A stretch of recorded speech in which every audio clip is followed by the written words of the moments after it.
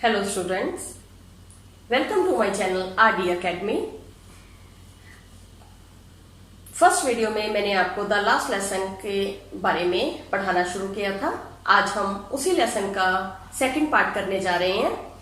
तो सबसे पहले हम जो वीडियो कर चुके हैं, मैं पढ़ा चुकी हूँ, उसको थोड़ा सा रिकॉल कर लेते हैं ताकि कंटिन्यूटी लेसन की बनी रहे। उसमें मैंने आपको पढ़ाया था कि एक बच्चा है फ्रेंच नाम का, जो कि क्या है अपने स्कूल की वो स्कूल जाने के लिए तैयार है, लेकिन मन उसका स्कूल जाने के लिए नहीं कर रहा। उसका कारण क्या है? क्योंकि वो डर रहा है कि उसके टीचर ने आज उससे इंग्लिश ग्रामर के पार्टिसिपल्स के रूल्स के बारे में पूछना है, जिसके बारे में उसको कुछ भी नहीं पता। तो ये विचार लेके कि शायद उसको डांट पड़ेगी, वो स्कूल की तरफ चला जा रहा है, लेकिन रास्ते में कुछ उसको ऐसी चीजें नजर आ रही हैं जो उसको रोक रही हैं कि आज तुम अपना जो दिन है वो स्कूल में ना गुजार कर इन बाहरी चीजों को देखने में ही गुजारो। जैसे कि जो पर्शियन सोल्जर है वो क्या कर रहे हैं, प्रैक्टिस कर रहे हैं, या जो बर्ड्स हैं वो फॉरेस्ट में क्या कर रहे हैं, उनकी चर्पिंग की आवाज आ रही है। तो ऐसी चीजें उसको टेम्प्ट कर रही हैं कि वो स्कूल ना जाकर स्कूल से बाहर ही अपना दिन गुजारे। लेकिन वो इन चीजों का विरोध करता हुआ स्कूल की तरफ बढ़ता चला जा रहा है। तो रास्ते में वो अपने टाउन हॉल की तरफ से गुजरता है, जहां पर एक बुलेटिन बोर्ड लगा होता है, जहां पर उनको जो लेटेस्ट न्यूज होते हैं कि जो पर्शिया और फ्रांस में जो लड़ाई छिड़ी हुई है उनके जो रिलेटेड न्यूज होती हैं वो उनको वहीं से मिलती हैं। तो आज वो क्या देखता है कि वहां पे बहुत ज्यादा भीड़ है। तो वो उसके मन में विचार आ रहा है कि आज इतनी भीड़ होने का क्या कारण हो सकता है। तो इसी विचार को लेते हुए कि आज पता नहीं यहाँ पे कौन सी न्यूज ऐसी लगी हुई है, वो आगे बढ़ता चला जा रहा है, बहुत तेजी से अपने स्कूल की तरफ जा रहा है। तो रास्ते में वही बुलेटिन बोर्ड के पास एक वास्टर नाम का ब्लैक स्मिथ खड़ा है। तो वो उसका मजाक उड़ाते हुए कहता है कि इतनी जल्दबाजी करने की जरूरत नहीं है, क्योंकि तुम आराम से स्कूल पहुंच जाओगे, अभी काफी टाइम है। जबकि उसको ऑलरेडी पता है कि वो स्कूल के लिए लेट हो चुका है। तो ये मन में विचार करते हुए कि पता नहीं बुलेटिन बोर्ड के ऊपर कौन सी न्यूज लगी हुई है, वो अपने स्कूल की तरफ तेजी से भाग रहा है और अपने स्कूल में पहुंच जाता है। जब वो स्कूल में पहुंचता है, वहां जाकर वो आगे से भी ज्यादा शॉक्ड हो जाता है, क्योंकि आगे जब वो स्कूल पहुंचता था, स्कूल में इतना ज्यादा नॉइज होता था कि उसको गली में खड़े होकर ही वो शोर शराबा सुनाई देता था। लेकिन आज क्या है? आज सब कुछ उलट है। स्कूल में क्या है? बिल्कुल साइलेंस है। जब वो अपने क्लासरूम की तरफ बढ़ता है तो वहां पे देखता है कि बच्चे जो हैं आराम से अपनी सीट्स के ऊपर बैठे हैं, और जो सबसे ज्यादा शॉक्ड उसको उस समय लगता है जब वो स्कूल अपने क्लास में एंटर होने लगता है। तो उसके जो सर हैं, मिस्टर हेमल हैं, वो उसको बड़े ही प्यार से बोलते हैं कि आओ और अपनी सीट पे बैठ जाओ, हम तो तुम्हारे बिना ही लेसन को शुरू करने वाले थे। तो वो जब आराम से अपनी सीट की तरफ बैठता है तो सबसे ज्यादा शॉक्ड उस समय होता है जब वो अपने टीचर को उस पोशाक में देखता है जो कि उसके टीचर बहुत रेयर डाला करते थे, या तो प्राइज डिस्ट्रीब्यूशन के टाइम डाला करते थे, या जब स्कूल की इंस्पेक्शन होती थी तब डाला करते थे। अब वो शॉक्ड है कि आज हमारा टीचर ये क्यों पहन के आया है। यहां तक मैंने आपको पढ़ा दिया था।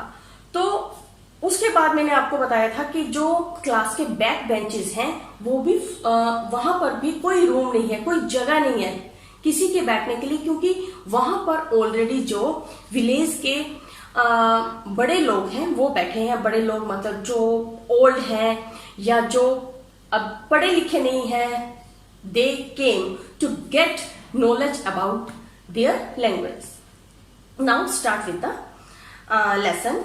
तो मैंने यहाँ पे आपको पढ़ाया था, but the thing that surprise me most was to see on back benches that were always empty, जो कि अक्सर खाली रहा करते थे back benches, the village people sitting quietly like ourselves. वहां पर विलेज के लोग बैठे हैं और हमारी तरह वो भी वहां पर क्वाइटली चुपचाप बैठे हैं।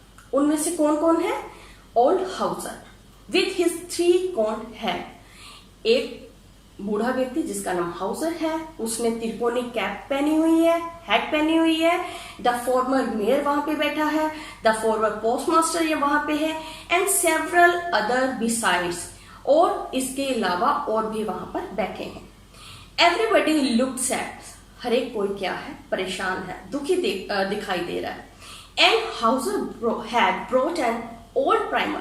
बच्चों प्राइमर क्या होता है? प्राइमर होता है कायदा। जैसे आप बोल सकते हो कि प्राइमरी बुक, जैसे जब हम बच्चों को पढ़ना सिखाते हैं कि क ख ग, इस तरह का कायदा लेके वो वहां पे बैठा है। थम्ड एट द एजेस, और उसके जो एज है, एज किसके हैं? जो किताब है उसके जो कोने हैं वहां पर उसके अंगूठे के निशान लगे हुए हैं। And he held it open on his knees, अब उसने वो कायदा कहां पे खोल के रखा हुआ है? अपने नीज के ऊपर। With his great spectacles line across the pages, अब बुक खुली हुई है, जो उसकी स्पेक्टिकल है, जो उसकी ऐनक है, वो पन्नों के ऊपर पड़ी है। यहां तक क्लियर हो गया? Now next, while I was wondering about it all, M. Himal mounted his chair. अभी जब मैं इन चीजों के बारे में क्या हो रहा था, हैरान हो रहा था कि ये सब कुछ क्या है, इतनी साइलेंस है, लोग क्लास में जो बड़े हैं वो भी चुपचाप से बैठे हैं, बच्चे भी बड़े चुप हैं, जो क्लास का एटमॉस्फेयर है वो बहुत ज्यादा क्या है, सोलेमन है, बहुत ज्यादा गंभीर हो चुका है। तो वो कहता कि मेरे को ज्यादा हैरानी उस समय हुई। M Hemal mounted his chair, वो अपनी चेयर पर क्या जो मिस्टर हेमल थे वो क्या थे, अपनी चेयर पर चले।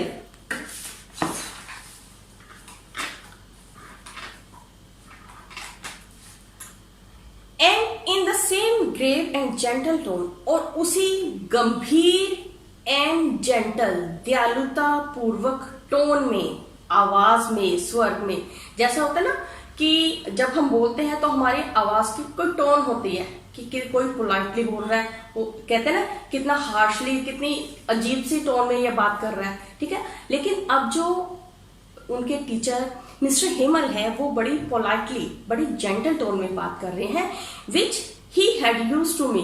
कौन सी टोन थी जो उन्होंने यूज की थी?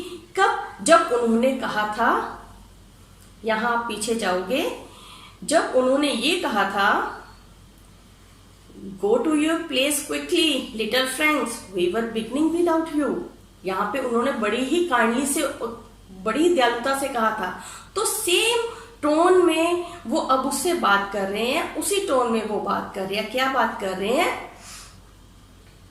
My children, this is the last lesson. बड़े ही आराम से उनको बता रहे हैं कि आज बच्चों ये आपका आखिरी लेसन है। आई शैल गिव यू, जो मैं आपको पढ़ाऊंगा। The order has come from Berlin to teach only German in the schools of Alsace and Lorraine. अब उनके टीचर उनको क्या बताते हैं कि आज आपका ये लास्ट लेसन क्यों है? क्योंकि हमारे ऊपर किसी और की हुकूमत हो गई है। तो उन्होंने हमें, बर्लिन से हमें ये ऑर्डर आया है कि अब सिर्फ जर्मन लैंग्वेज ही अल्सेस और लॉरेन के स्कूलों में पढ़ाई जाएगी, जबकि उनको जो है वो फ्रांसीसी जो है फ्रेंच लैंग्वेज वो उन्होंने सीखनी है। अब क्या है, वहां पर पर्शियन ने अपना क्या कर लिया है, कब्जा कर लिया इन दो क्षेत्रों के ऊपर। तो अब जब उन्होंने कब्जा कर लिया है तो वो वहां पर अपने रूल चलाएंगे। तो वो कह रहे हैं कि अब यहाँ पे सिर्फ अल्सेस और लॉरेन के जो स्कूल्स हैं वहां में सिर्फ जर्मन पढ़ाई जाएगी। The new master comes tomorrow. अब बड़ी पोलाइटली से कहते हैं कि कल आपका नया टीचर आ जाएगा। This is your last French lesson, ये आपका अंतिम फ्रांसीसी लेसन है। I want you to be very attentive. मैं चाहता हूं कि आज आप बिल्कुल ध्यानपूर्वक इसे सुने। What a thunderclap these words were to me. देखो थंडर क्लैप होता है कि जैसे हम बोलते हैं ना कि थंडर साउंड, जैसे कड़कड़ाहट की आवाज होती है, बादल जब बिजली कड़कती है, तो इस तरह की उसके वर्ड ऐसे लगे कि जैसे कोई बिजली उसके ऊपर गिर पड़ी हो। ओह the wretches, that was what they had put up at the town hall। अरे वो दुष्ट, तो ये खबर थी जो टाउन हॉल के ऊपर उन्होंने लिखी हुई थी, क्योंकि जब हमने फर्स्ट वीडियो में पढ़ा था कि वहां पे भीड़ इकट्ठी थी टाउन हॉल के सामने, लेकिन उसको ये नहीं पता था कि ऐसी क्या बात है कि इतनी भीड़ यहाँ पे इकट्ठी है। तो अब उसके दिमाग में आया, अच्छा ये खबर लिखी होगी कि आज से जर्मन पढ़ाई जाएगी स्कूलों में, जो फ्रेंच लैंग्वेज है वो नहीं पढ़ाई जाएगी। My last French lesson, why I hardly knew how to write. तो अब वो सोच रहा है फ्रेंच कि मेरा अंतिम फ्रेंच लेसन होगा, वाई आई हार्डली न्यू। वो कहता अभी तक तो मेरे को लिखना भी नहीं आता, फ्रेंच कैसे लिखते हैं वो भी मेरे को लिखने नहीं आती। I should never learn any more.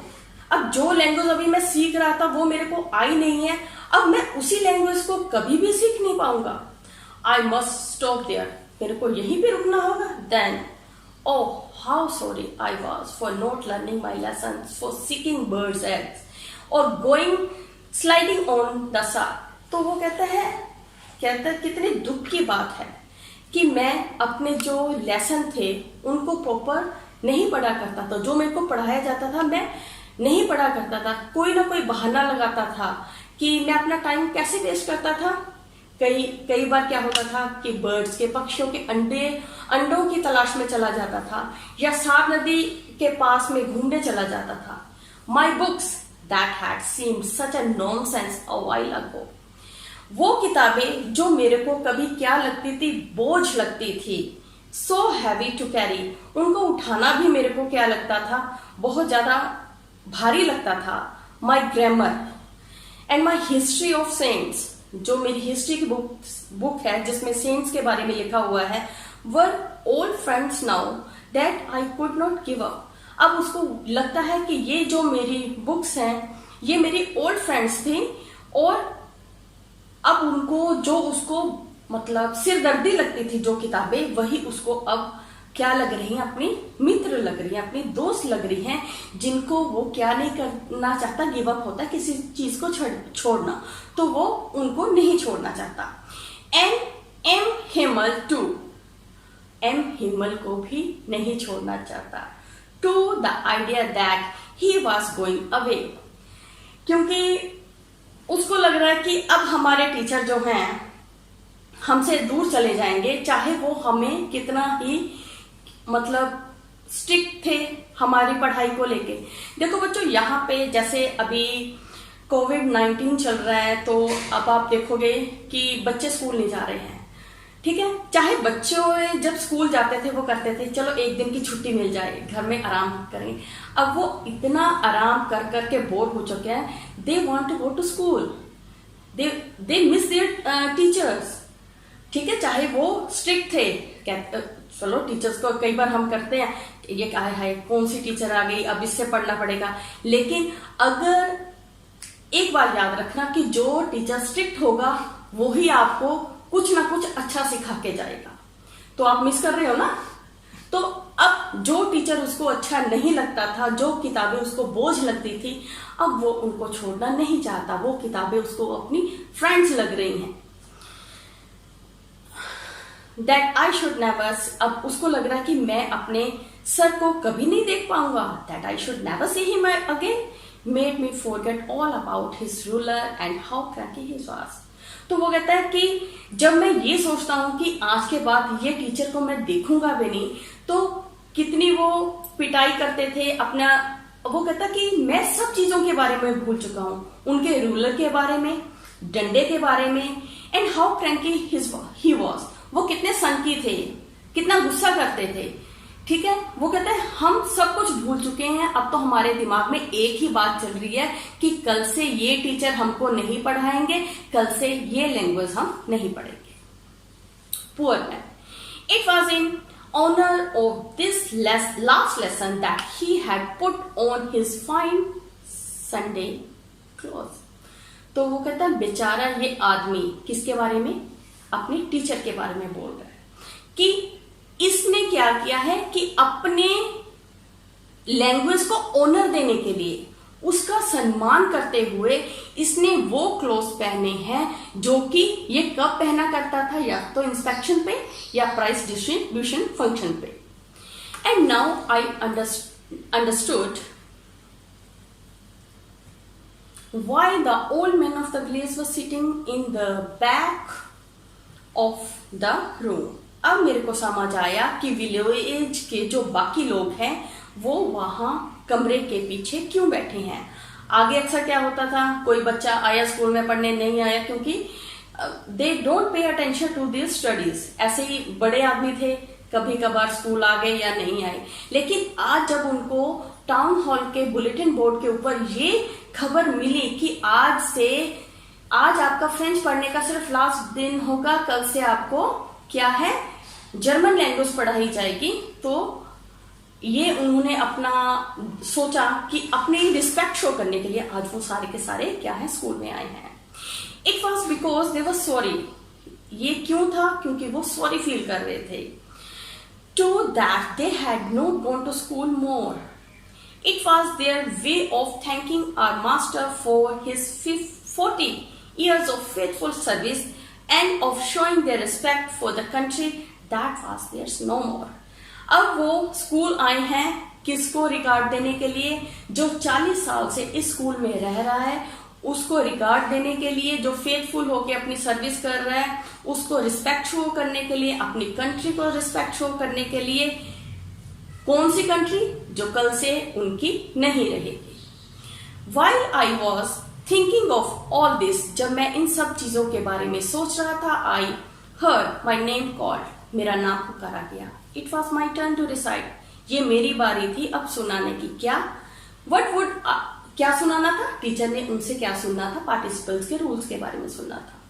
What would I not have given to be able to say that dreadful rule for the participle all through very loud and clear and without one mistake. वो कहता कि ये मैं कर ही नहीं पाया।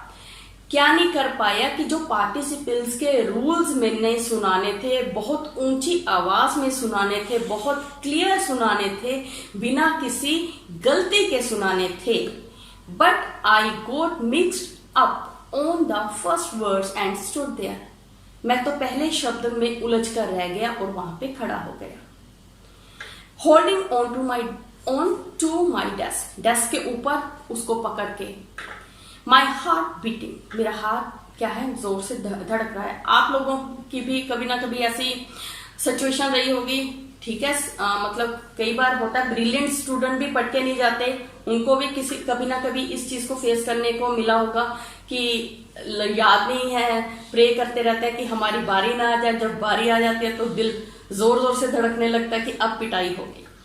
And not daring to look up, अब वो कहता मेरी इतनी भी हिम्मत नहीं हो पा रही थी कि मैं अपनी आंख ऊपर उठाकर देख सकूं। आई हर्ड एम हेमल से टू मी, मैंने सुना मिस्टर हेमल ने कहा, I would not scold you. Scold का मतलब मैंने पहले भी आपको बताया फर्स्ट वीडियो में, डांटना। वो कहता है कि मैं आपको नहीं डांटूंगा। Little French, you must feel bad enough, see how it is.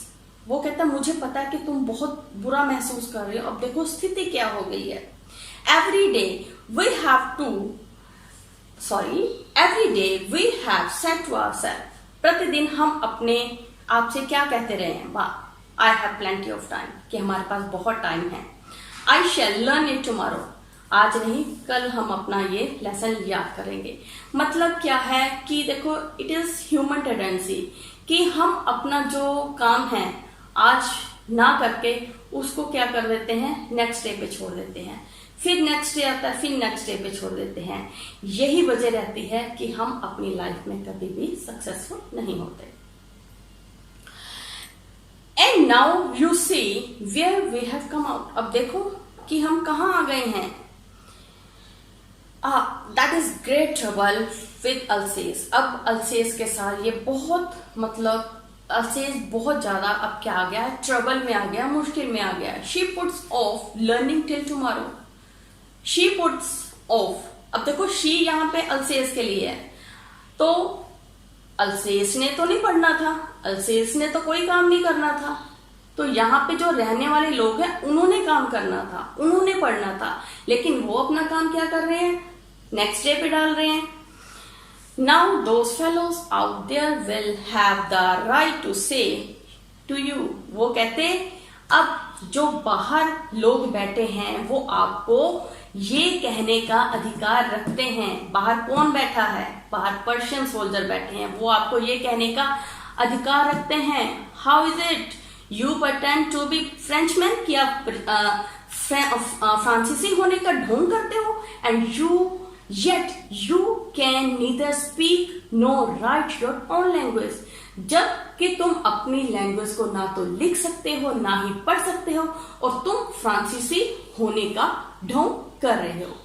तो स्टूडेंट्स, आई होप आपको लेसन समझ आया होगा। अगर कोई भी किसी भी चीज की या कोई भी पॉइंट आपको क्लियर ना हो तो मुझको प्लीज कमेंट करके बताना। और वीडियो अच्छा लगा हो तो इसको लाइक करना, चैनल को सब्सक्राइब करना और बेल आइकन का बटन दबाना मत भूलना, ताकि आपको मेरे आने वाली वीडियो की नोटिफिकेशन मिलती रहे। Thank you.